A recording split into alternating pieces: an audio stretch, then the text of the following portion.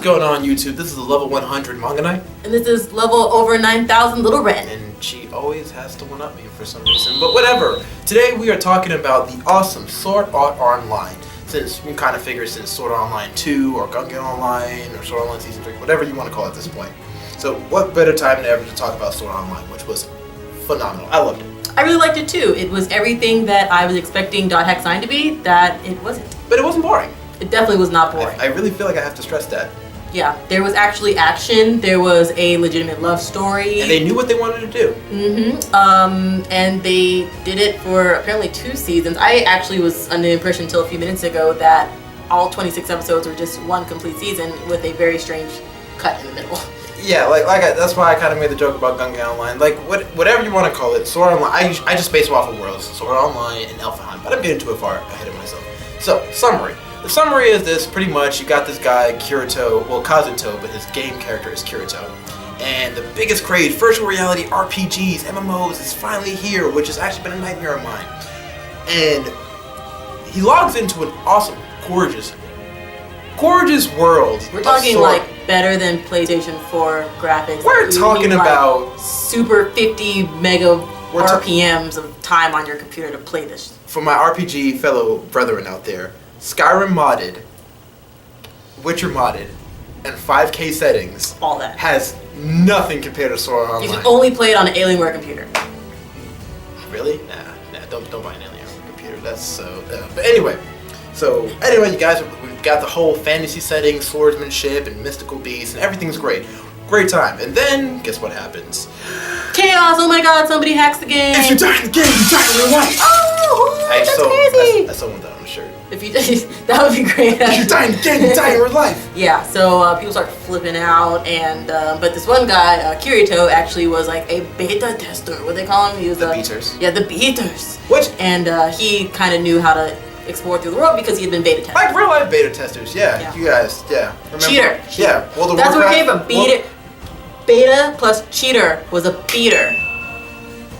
You know, it's sad, but that makes so much sense. I totally caught that when I was watching it. You know who you are out there. I played Guild Wars and World of Warcraft. Beater. Exactly. So anyway, rage aside. So anyway, like I said, then we got your story ensues. Now, what I love about Sword Art Online is it feels like it was made for gamers. Because they talk about things like looting and power leveling and grinding and fighting specific bosses I love hearing Kirito talk like a fellow gamer. Like, I like using this sword, but I don't want to use a two-handed sword because that's burst damage versus my RPG people. You know what I'm talking about. Yeah, and it actually becomes part of their real life because they spend 2 years in this game, and so, you know, I think it was the whole 2 years. It was a very long time, and thousands of people die, spoiler alert. But, maybe not thousands and thousands, but more than just a couple of people end up dying. So what's really cool about it is they're living their life through this game. Of course, in the beginning, a lot of people are in this chaotic field. People are dying left and right because they don't know what to do. People are going crazy. But it becomes part of their real life, and they have to learn how to survive. Some people own shops. Some people are fighting to make this better. Some people are just living their life, making relationships in this game, which to me is really, really cool. The Sword Art Online, for the most of it, I don't want to give you too much because there's so many epic levels. There's so many epic levels. These, hey, guys, gather around. Like, I want to share something. You know that moment when you get your epic gear and you're fighting a monster, you just couldn't win, and it's like red, and you parries all the time, but you go into it and you finally beat it. Moments like those times 10 happen in Sword Art Online. But it's more intense because you could die. Going back to kind of like the relationships that happen in the game, brings us to Asuna and Kirito.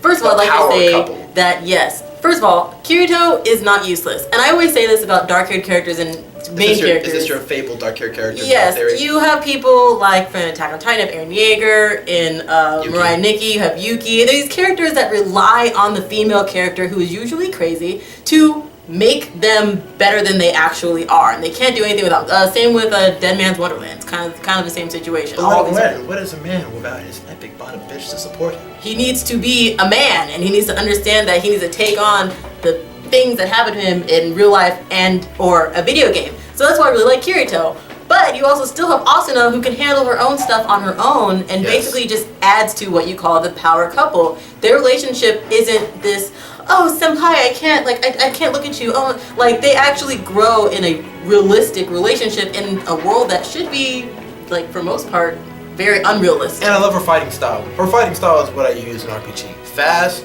you parry a lot, you hardly get hit, and you crit people's faces off. Yes, and she does that very well, and she earns her own reputation, and basically from coming out of being a really scared character. So I really like that relationship that they have there, and it's just blossoms throughout both halves, I want to say, of this season. That is what we feel about Sword Art Online. It's fantastic, it's beautiful, it's epic, it's lovey-dovey, and to the point I don't throw up. Yeah.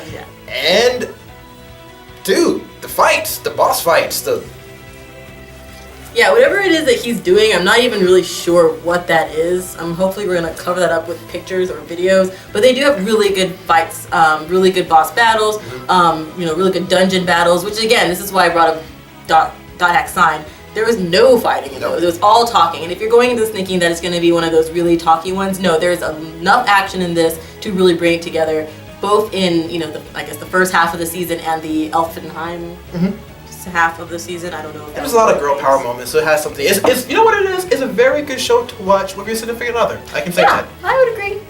I can say that. But anyway, I've been rambling on too long. Please check it out, and don't forget, when your experience on Sword Art Online, we want to know, so comment down below and let us know. Yeah, and don't forget to like, share, and subscribe this video. Also follow us on Facebook, Twitter. We also have a Tumblr too. We'll try to link you guys to that, and we want to talk to you and send you guys awesome pictures all through all those mediums. Alright, but this is the Manga Night. This is Little Wren. Signing out. Over 9,000. Always one-upping me.